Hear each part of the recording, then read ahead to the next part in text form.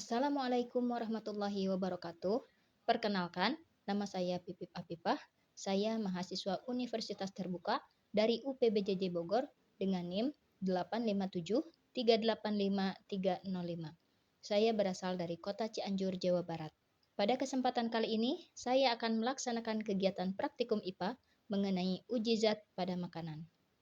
Adapun kegiatan pertama yang akan saya lakukan yaitu uji zat karbohidrat. Adapun alat dan bahan yang sudah saya siapkan yaitu tepung terigu, tahu putih, apel, margarin, biskuit, gula pasir, mangga sebagai pengganti pisang, kentang, telur rebus yang bagian putihnya saja, sedikit nasi, lalu ada cairan iodin, tabel pengamatan, dan alat tulis.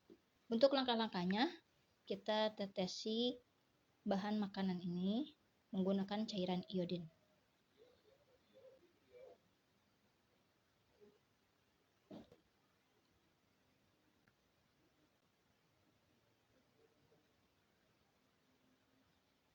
Lalu kita lihat perubahan warna yang terjadi pada cairan iodin pada setiap bahan makanan ini.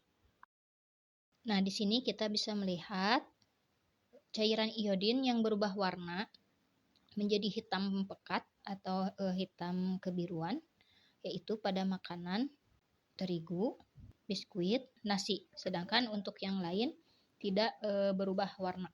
Berdasarkan percobaan yang dilakukan, dapat disimpulkan bahwa makanan yang mengandung karbohidrat jenis amilon akan menunjukkan perubahan warna ketika ditetesi cairan iodin.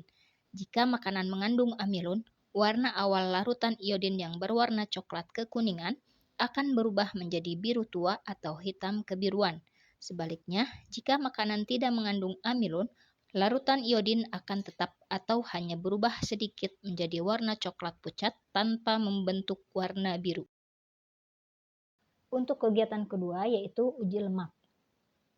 Di sini saya sudah menyiapkan alat dan bahannya yaitu minyak goreng, air, cairan santan, susu, pepaya, jagung, kemiri, kacang tanah, margarin, singkong, wortel, seledri, korek, kertas sampul coklat yang sudah diberi nama dengan bahan makanan ini. Kemudian ada alat tulis dan tabel pengamatan. Untuk langkah-langkahnya, kita tetesi kertas-kertas yang sudah diberi label ini. Yang pertama kita tetesi kertas ini dengan air. Kemudian ratakan. Dan yang satu lagi yang diberi label minyak, kita tetesi juga dengan minyak seperti ini. Nah, setelah ini kita tunggu selama 10 menit. Sembari menunggu, saya akan melakukan hal yang sama semua bahan makanan ini.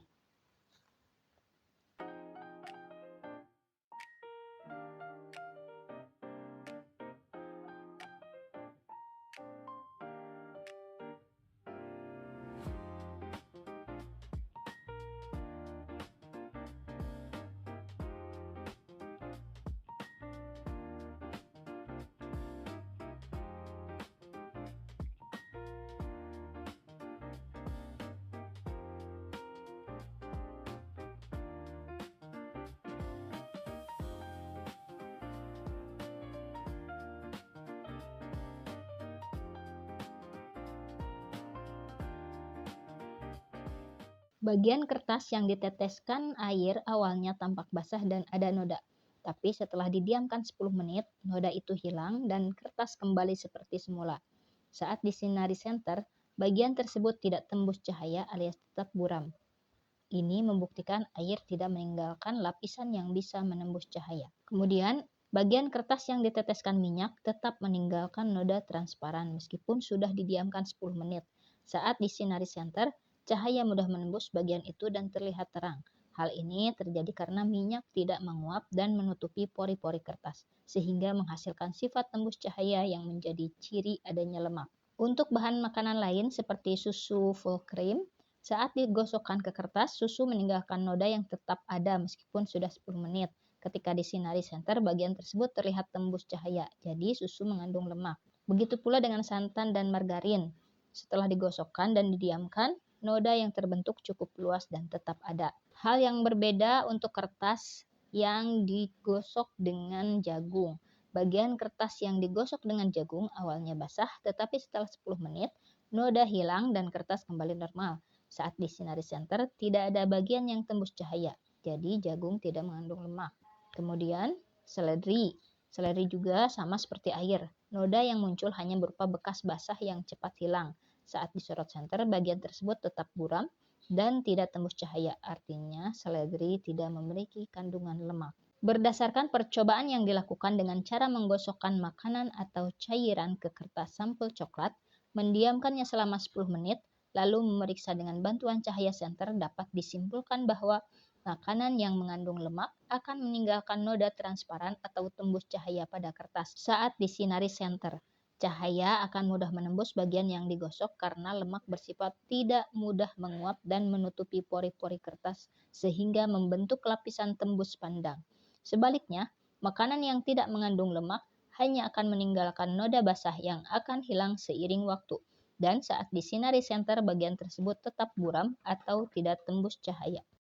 Sekian kegiatan praktikum saya kali ini, semoga bermanfaat untuk kita semua. Wassalamualaikum warahmatullahi wabarakatuh.